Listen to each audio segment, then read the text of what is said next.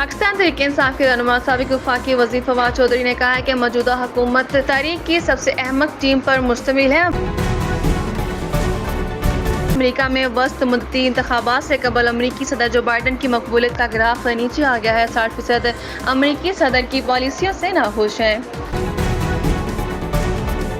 इस्लामाबाद सदर मुमलिकत डॉक्टर आरिफ अलवी ने 3 साला बच्ची के ज़्यादती और कत्ल और अहले खाना को कत्ल करने पर सजाए मौत पाने वाले 5 मुजरिमान की रहम की अपीलें मुस्तरद कर दी।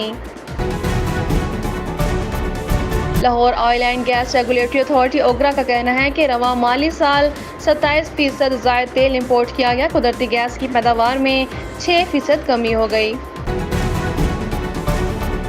इस्लामाबाद चेयरमैन तहरीक-ए-इंसाफ इमरान खान आज लाहौर पहुंचेंगे, जहां वो पार्टी अहदेदारों को तहरीक के अगले मरहले के लाहे अमल से आगाह करेंगे।